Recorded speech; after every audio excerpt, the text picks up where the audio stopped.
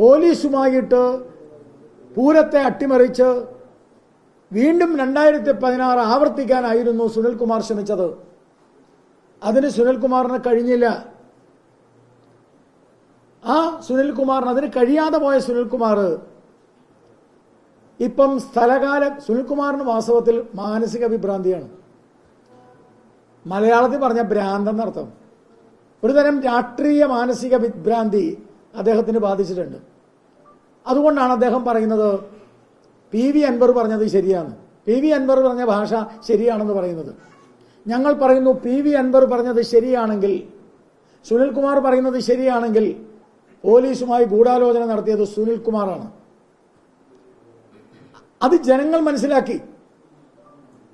പകല് തൃശൂർ SP അൻവറിന്റെ ഭാഷയിൽ ADGPയുടെ നിർദ്ദേശപ്രകാരമായിരിക്കാം, എനിക്കറിയില്ല. അൻവറിന്റെ ഭാഷ കടമെടുക്കുകയാണെങ്കിൽ ഉന്നത പോലീസ് ഉദ്യോഗസ്ഥന്മാരുടെ ഗൂഢാലോചന പകല് നടന്നിരുന്നു. ആ പകൽ നടന്ന ഗൂഢാലോചനയിൽ മിണ്ടിയിട്ടില്ല. റവന്യൂ മന്ത്രി, ഈ പൂരത്തിന്റെ ചുമതല വഹിക്കുന്ന ആൾ മിണ്ടിയിട്ടില്ല, വന്നില്ല, പരിപാടിയിൽ വന്നില്ല. സുനിൽകുമാർ ഇത്രയും പ്രശ്നങ്ങൾ ഉണ്ടായിട്ട് തിരുവമ്പാടി ദേവസ്വത്തിലെത്തിയത് രാവിലെ 6:30 മണിക്കാണ്.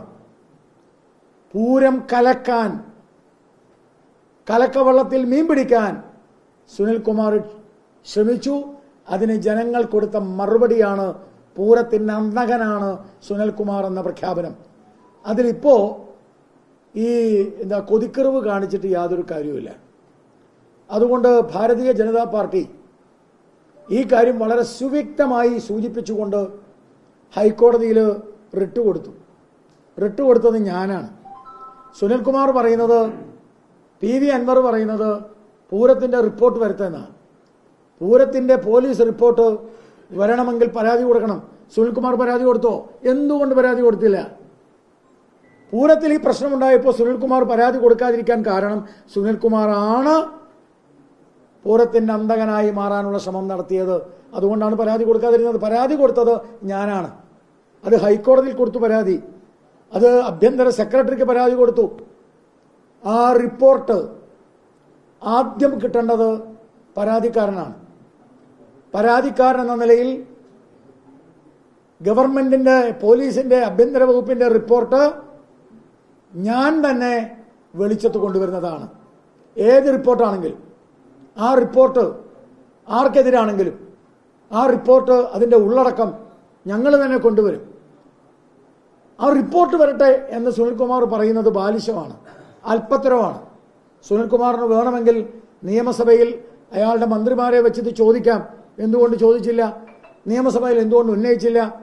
ഇപ്പൊ ജനങ്ങളെ പറ്റിക്കാൻ ചാനലുകളിൽ വന്നിരുന്ന് സുനിൽകുമാറും ഇടതുപക്ഷവും അൻവറും പൂരത്തിന്റെ പേരിൽ മറ്റു ചിലത് പറഞ്ഞുണ്ടാക്കുന്നത് സ്വന്തം ചെയ്തി മറക്കാൻ വേണ്ടിയുള്ള, അല്ലെങ്കിൽ മാറ്റിമറക്കാൻ വേണ്ടിയുള്ള ശ്രമമാണ്. അതുകൊണ്ട് പൂരത്തിൽ പോലീസിന്റെ ഗൂഢാലോചന ഉണ്ട് എന്ന് ഞങ്ങൾ അന്ന് പറഞ്ഞു, ഞങ്ങൾ ഇന്നും പറയുന്നു. അതിന്റെ അടിസ്ഥാനത്തിൽ ഹൈക്കോടതിയിൽ കൊടുത്തിട്ടുള്ള കേസ് നിലനിൽക്കുന്നു, ആഭ്യന്തര വകുപ്പിന് കൊടുത്ത കേസ് നിലനിൽക്കുന്നു.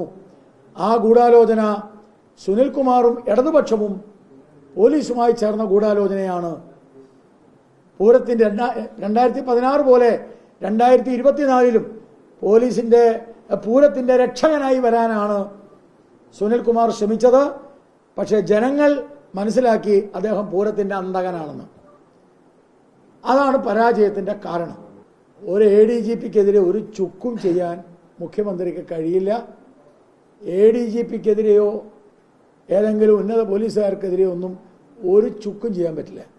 കാരണം ഇവരുടെ എല്ലാം, ഈ മുഖ്യമന്ത്രിയുടെയും മകൾ വീണയുടെയും എല്ലാ സാധനങ്ങളും, അവരുടെ എല്ലാ രഹസ്യങ്ങളും ഇവരുടെ കയ്യിലാണ്. അതുകൊണ്ട് BJP ആവശ്യപ്പെടുന്നു, തൽസ്ഥാനത്ത് നിന്ന് മാറി നിന്ന് അന്വേഷണം നേരിടാൻ മുഖ്യമന്ത്രി തയ്യാറുണ്ടോ? MV ഗോവിന്ദന് നട്ടലുണ്ടെങ്കിൽ അത് പറയാൻ MV ഗോവിന്ദൻ തയ്യാറാകുമോ? മുഖ്യമന്ത്രിക്ക് നട്ടലുണ്ടെങ്കിൽ ADGPയെയും പൊളിറ്റിക്കൽ ശശിയെയും മാറ്റി നിർത്തി അന്വേഷണം നടത്താൻ തയ്യാറുണ്ടോ? ഈ കാര്യമാണ് BJP ഉന്നയിക്കുന്നത്.